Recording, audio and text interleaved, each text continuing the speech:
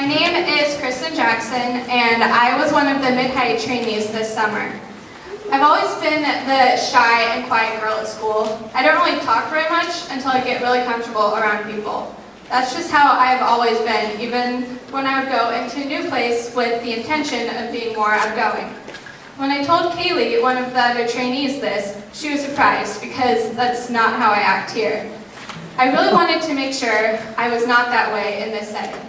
I wanted to feel comfortable enough to be myself from the beginning. That was something that I tried to do last summer, but then when I went back to school, I reverted to being shy and quiet. I knew that in my second summer as a trainee, I wanted to be able to be myself because I would get more out of the experience and I would be able to pour more into my ministry. So my goal going into this summer was to be myself from the beginning. Something that helped was that I was not going into a new atmosphere. As a returning trainee, I knew what I was getting into and what the basic structure of the summer would be.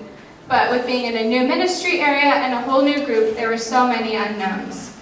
It's interesting to look back at the beginning of the summer, how that was like, because those first 2 days were so awkward with us trying to get to know each other and figure out all the different personalities. I remember when we were eating lunch in Spokane on the way to retreat, and there were 2 separate tables.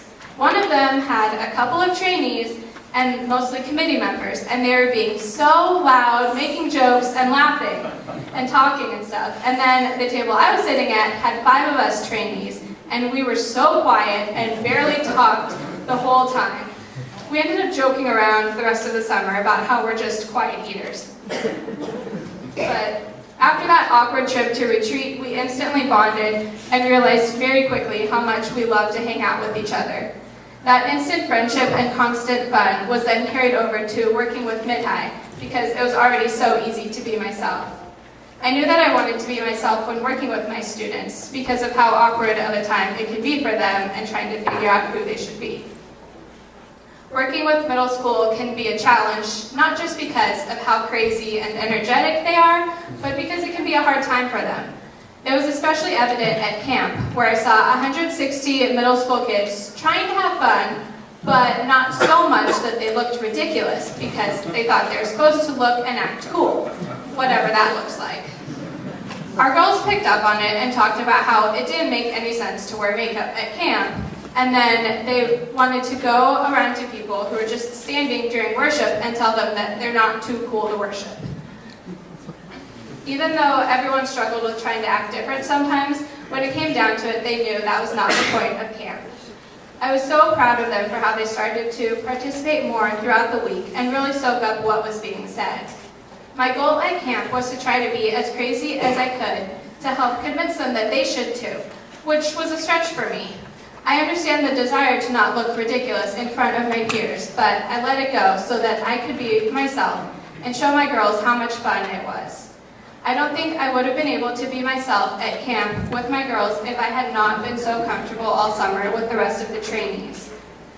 Sarah Landon talked a lot this summer about safe people and how we need those people in our lives to confide in. In my life, those safe people have allowed me to be myself. There are so many examples of how my fellow trainees have been able to be safe people for me in that regard. I know that if I say something dumb or go crazy around any of the trainees that they will laugh at me, but never in a mean way because of how much we care about each other. Those friendships are so important and can be so hard to find.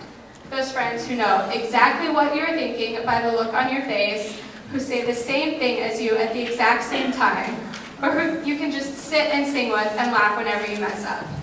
I have loved spending all summer creating such amazing friendships with people who I trust. Something that has always been on my heart is making sure that I have a place with good fellowship and friends to talk about God and worship with. That is one of my favorite parts about being part of the trainee ministry, the friendship that is centered on Jesus. John 15:9-14 says, "As the Father has loved me, so have I loved you. Abide in my love. If you keep my commandments, you will abide in my love, just as I have kept my Father's commandments and abide in his love. These things I have spoken to you, that my joy may be in you, and that your joy may be full. This is my commandment, that you love one another as I have loved you. Greater love has no one than this, to lay down one's life for one's friends. You are my friends if you do what I command you. This idea of Jesus being your friend has meant a lot to me, more than I realized until recently, because I don't really have many close friends at school who I can confide in a lot. So I would turn to God as that friend who I could confide in about everything. It was a comfort because I knew he was always there for me and that I could abide in him and his friendship. During times of worship on retreat and then at Wild and Rugged, we were asked to say how we see God and what he is to us. Both of these times I talked about God as friend. It was only after Heather pointed it out to me that I realized it was something I had been focusing on. I am so grateful for the fact that God is my friend. And something that I have been working towards is abiding in God's love, specifically as a friend. I think through that, I have been able to put more into these friendships and show God's love in them. A way that I show love for my friends is checking in on how they're doing and seeing if there is anything I can do for them or to help out in their ministry team. That trait might be part of the reason why everyone says I'm the mom of the trainees, which it doesn't help that I drive a minivan. But those jokes are just part of what makes friendship great. I have appreciated the friends that I was able to reunite with, whether they were fellow trainees from last summer, kids I worked with, or other church members. And I have also loved the new friendships that have grown so much this summer between the 8 other trainees and with my students. I know that I would not be as close to everyone here without God and that comfort to be myself that came from him. I'm so happy that I decided to come back again this summer because of the friendships that I will take away and the confidence to be myself. And now, as we continue in worship with Lead Me to the Cross, feel free to remain seated and just use this time as a time of reflection.